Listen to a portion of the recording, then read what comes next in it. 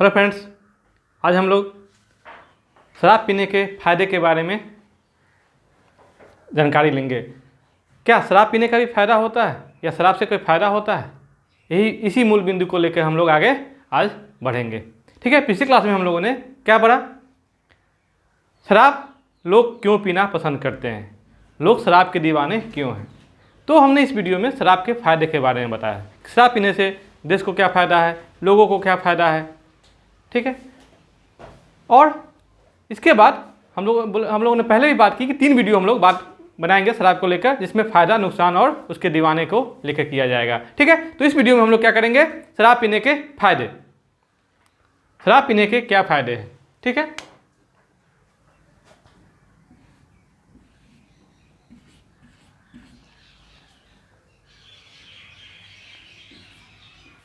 शराब पीने के फ़ायदे कहते हैं ये बहुत ही कॉम्प्लिकेटेड टॉपिक है, क्योंकि बहुत सारे लोग इस वीडियो से नाराज़ भी हो जाएंगे, क्योंकि ये शराब पीने का फ़ायदा हम बताने जा रहे हैं आपको। ठीक है, लेकिन आप लोग इसे गलत अर्थ में मत लीजिएगा, क्योंकि यह सिर्फ पढ़ाई के और आपके एंटरटेनमेंट के लिए है। फ़ायदे समझ के आप लोग पीना शुरू नहीं कर देंगे। ठीक है, तो सबसे पहला शराब पीने के फ़ायदे में सबसे पहला क्या है? राजस्व की प्राप्ति। सरकार को शराब की बिक्री से बहुत सारे टैक्स की प्राप्ति होती है।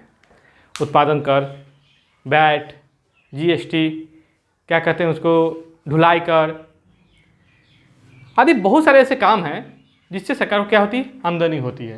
जैसे देख लीजिए, उत्पाद शुल्क, वैट और शराब की इनकम से जो आय होती है, इनकम टैक्स, उस पर जो आय लगते हैं उन पर इनकम टैक्स। यानी कि सरकार को शराब की बिक्री से उत्पाद शुल्क, वैट, आयकर आदि के रूप में आय होती है। कहते हैं हम लोग क्योंकि बिहार के हैं, इसलिए बिहार के कंसेप्ट में हम लोग इसको ज़्यादा ध्यान देंगे। बिहार में शराबबंदी के पहले बिहार सरकार को शराब के टैक्स पर लगभग 5200 करोड़ की आमदनी होती थी। 5200 करोड़ रुपये, जो एक बहुत बड़ी रकम थी, जिससे बिहार राज्य का काफ़ी विकास होता था। ठीक है, यानी कि जैसे अभी जो हमारे से सरकारी कर्मचारी हैं, उनको समय पर वेतन नहीं मिल पाते हैं। सरकार हर बात का रोना रोती है कि हमारे पास पैसा नहीं कि हम नए लोगों को जॉब दें या समय पर वेतन दें। तो इतनी बड़ी रकम को छोड़कर, देखें, शराबबंदी कर सरकार ने क्या किया? इतनी बड़ी रकम को छोड़ने का काम किया। अगर मान लीजिए बिहार सरकार ने शराबबंदी कर दी, तो क्या शराब अभी भी बंद है? कभी नहीं, न बंद होगा, क्योंकि यह किसी भी स्टेट में बंद नहीं है, न गुजरात में और न बिहार में। यह चोरी छुपे आपको बिकेगा ही बिकेगा, क्योंकि यहाँ क्या है? राजनीतिक और प्रशासनिक भ्रष्टाचार से लोग भरे पड़े हैं। यहाँ राजनीतिक और प्रशासनिक भ्रष्टाचार के कारण ही शराब की बिक्री होती है। ठीक है, और वो तो खैर है ही, प्लस में हर गांव में आपको शराब की कारखाना खुल चुकी है, जो लोगों के क्या है लिए एक जहर है। तो एक प्लस पॉइंट को छोड़कर हम लोग कहाँ चले गए? माइनस पॉइंट की तरफ।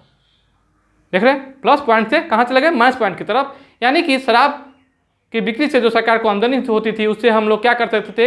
एक बहुत बड़े लोगों को रोजगार देने का काम कर सकते थे। मान लीजिए कि जैसे अभी टीचर लोग हैं, वेतन समय पर नहीं मिल पाते हैं, कहते हैं साल भर पर उनको वेतन मिलता है, तो क्या वो साल भर भूखे रहेंगे? नहीं। तो आपको कोई ना कोई काम करना होगा, सरकार को कोई ना कोई आमदनी करनी होगी, जिससे वो लोगों को समय पर वेतन दे सके। ठीक है, तो अगला पॉइंट है शराब की बिक्री के फायदे। शराब पीने के क्या फायदे हैं? रोजगार की प्राप्ति।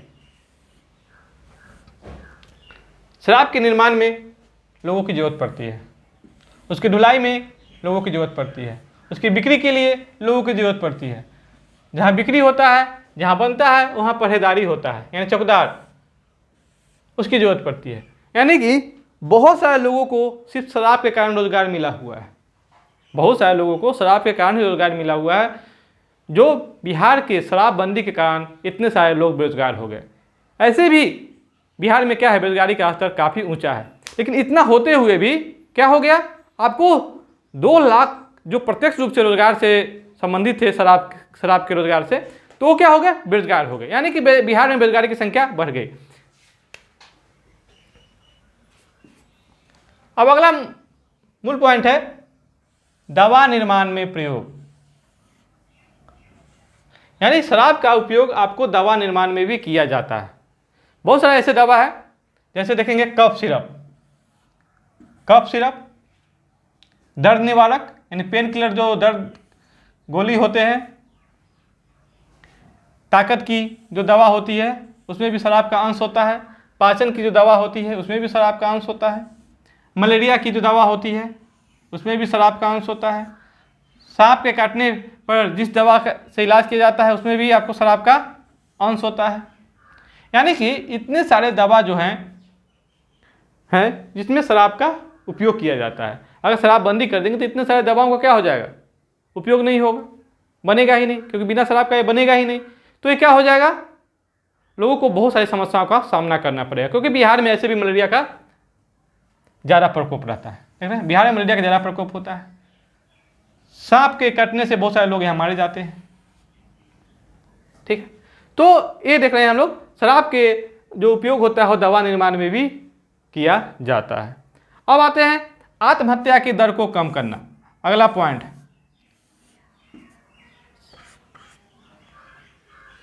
शराब पीने से, देख रहे हैं, शराब पीने के बाद लोग गमों को भूल जाते हैं।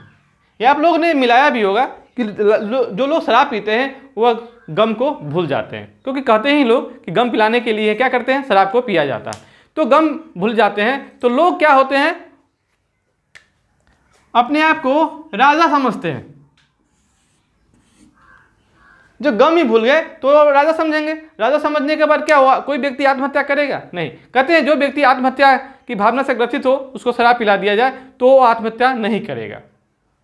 ठीक है, तो आत्महत्या नहीं करेगा, तो ये आत्महत्या की दर को कमी भी करता है, क्योंकि आत्महत्या एक बहुत बड़ा क्राइम है भारतीय सभ्यता संस्कृति में। तो शराब पीने से जो आत्महत्या की दर को कमी हो रहा है, ये एक शराब पीने के फायदेमंद लक्षण है। देख रहे हैं, गंदी बस्ती में निवास करना।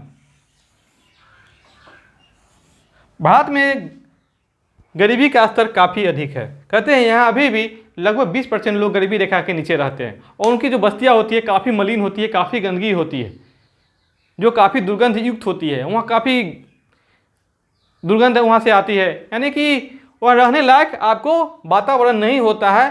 तो उस बस्ती में रहने वाले लोग, चाहे शहर के बस्ती हो चाहे गांव के बस्ती हो, तो कि वहाँ रहने के लिए आपको थोड़ी हिम्मत की जरूरी होती है। वही हिम्मत की जरूरत पूरा करने के लिए आपको शराब का सेवन करना पड़ता है। लोगों को, उस एरिया के रहने वाले लोगों को शराब का सेवन करना पड़ता है, ताकि हिम्मत आए और उसको दुर्गंध का पता न चले और अपने घर जा सके और अपने घरों में आराम से रह सके। ठीक है, किसके कारण, दुर्गंधों के कारण। यही नहीं, वो बस्ती क्या होता है, अंधकार युक्त भी होता है, क्योंकि वहाँ अभी भी हमारे जो राजनीतिक और प्रशासनिक लोग हैं वो अपने भ्रष्टाचार के कारण उस एरिया का विकास नहीं कर पाते हैं। ठीक है, फिर वहाँ उस एरिया में मलिन बस्तियों में मनोरंजन का भी अभाव होता है, क्योंकि इस सारे अभावों के कारण वहाँ के लोग अब नज़रअंदाज करने के लिए क्या करते हैं, शराब का सेवन करना पसंद करते हैं। अगला है ठंडे प्रदेशों में निवास। देख रहे हैं, ठंडे प्रदेशों में निवास। जो लोग ठंडे प्रदेशों में रहते हैं वहाँ आपको शराब दवा के रूप में उपयोग किया जाता है। कैसे, ठंडे प्रदेश में टेम्परेचर बहुत कम हो जाता है, -डिग्री से भी नीचे चला जाता है। तो वहाँ रहने वाले निवासी अपने शरीर के टेम्परेचर को गर्म करने के लिए क्या करते हैं, शराब का सेवन करते हैं। वहाँ यह शराब नहीं, दवा के रूप में उपयोग किया जाता है। अगला है 7वां पॉइंट, संस्कृति के अंग। शराब पीना संस्कृति का अंग माना जाता है। हमारी भारतीय सभ्यता संस्कृति में बहुत सारे जनजातीय क्षेत्र हैं, वहाँ शराब पीना क्या माना जाता है, एक आम बात है। और आम बात नहीं, वो उसके संस्कृति का, उसके कल्चर का क्या है, विचार है। और हमारे जो हिंदू सभ्यता है, देखिए वहाँ धार्मिक मान्यता भी है, जैसे शिव भक्त, काली भक्त, अघोर, ये लोग शराब पीना पसंद करते हैं, और ये लोग की धार्मिक मान्यता भी है और ये लोग की सांस्कृतिक मान्यता भी है कि शराब पीना होता है। ठीक है, अब आते हैं अगला मूल पॉइंट, शारीरिक कार्यों में संलिप्त लोगों की जरूरत। ऐसे व्यक्ति जो कठिन श्रम करते हैं, ऐसे व्यक्ति जो कठिन श्रम करते हैं, जैसे धोबी हो, ठेला चालक हो, रिक्शा चालक हो, ट्रक चालक हो, अर्धकुशल श्रमिक हो, अकुशल श्रमिक हो, जो काफ़ी बोझ वाले काम करते हैं, तो इनको क्या होता है, शाम के समय इनका शरीर दर्द करने लगता है और नींद नहीं आती है। तो दर्द को कम करने के लिए और नींद को लाने के लिए ये लोग को एक लिमिट मात्रा में शराब पीना पड़ता है। इन लोगों के लिए शराब क्या हो गया, एक दवा के रूप में काम करता है, क्योंकि अपने फैमिली से काफ़ी दूर रहते हैं।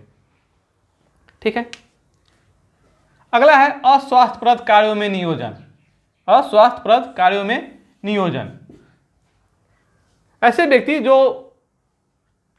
ऐसे काम करते हैं जो काफ़ी घटियापूर्ण होते हैं, जैसे कि नाली की सफाई, शौचालय की टंकी की सफाई, जिसको आप सोच के ही घिन्ना करते हैं। तो ऐसे काम कौन करेंगे, जो नीचे तबके के लोग होते हैं वो करना पसंद करते हैं या करते हैं, उसकी मजबूरी होती है। तो ये लोग क्यों करते हैं, क्योंकि लोग की जो आमदनी का जरिया होता है वही होता है। तो ये लोग बिना शराब का सेवन किए हुए उसके वो काम नहीं करेंगे, क्योंकि उससे बहुत ही बदबू आती है। उस बदबू को नज़रअंदाज करने के लिए क्या करते हैं, शराब का सेवन करते हैं। यही नहीं, हमारे अस्पताल में काम करने वाले जो कर्मचारी होते हैं, जो पोस्टमार्टम काम करते हैं, लाश का काम करते हैं, गंदगी साफ करने का काम करते हैं, वो लोग भी शराब का सेवन करते हैं, ताकि वो उस घिन्ना से दूर हो सके। ठीक है, उसको नज़रअंदाज कर सके। देख रहे हैं, गंदगी की सफाई हो, पोस्टमार्टम कार्ड हो, सबका चीरफाड़ हो इत्यादि, इसके लिए शराब क्या है, फायदेमंद है। यही नहीं, अगला मूल पॉइंट है जोखिम भरे कार्यों में नियोजन। जोखिम भरे कार्यों में नियोजन। जोखिम भरे कार्य क्या होते हैं, जिससे जान जाने की आपको जान भी जा सकती है ऐसे काम। तो सैनिक कार्य, युद्ध में,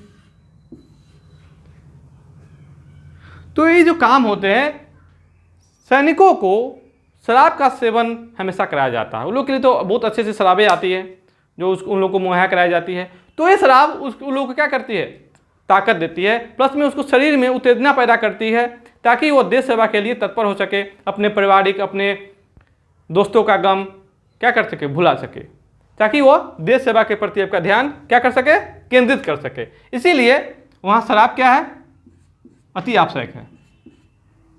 तो शराबबंदी यहाँ के लिए क्या हो जाएगा, अव्यवहारिक हो जाएगा। यहाँ आप शराबबंदी नहीं कर सकते हैं, क्योंकि अगर ये लोग को शराब नहीं मिलेगा तो ये लोग क्या करेगा, अपना नौकरी छोड़ के घर को आ जाएंगे। ठीक है, तो देश सेवा, देश के लिए क्या होगा, बहुत ही बुरा हो जाएगा, रक्षा व्यवस्था चरमरा जाएगी। अगला मूल पॉइंट है पर्व, त्यौहार और उत्सव। हमारे देश में जो पर्व होते हैं, त्यौहार या किसी प्रकार का उत्सव, वहाँ शराब का सेवन किया जाता है। पर्व में हो गया कौन कौन, होली, नवरात्रि, शराब का सेवन किया जाता है। ठीक है, उत्सव, उत्सव यह हो गया, जैसे जन्म, बच्चे का जन्म हुआ घर में तो खुशी से शराब, मरण हुआ तो गम से शराब। ठीक है, शादी, फिर खुशी से शराब, सफलता, किसी काम में आपको सफलता मिली तो खुशी से शराब, असफलता मिला तो फिर शराब। यानी कि इतने सारे फायदे हैं जो आपको खुशी को भुलाने और गम को भुलाने के काम आते हैं। ठीक है, तो इस प्रकार हम लोगों ने क्या पढ़ा आज, शराब पीने के फायदे। अगला जो मेरा वीडियो बनेगा उसमें शराब पीने के हम आपको नुकसान के बारे में बताएंगे।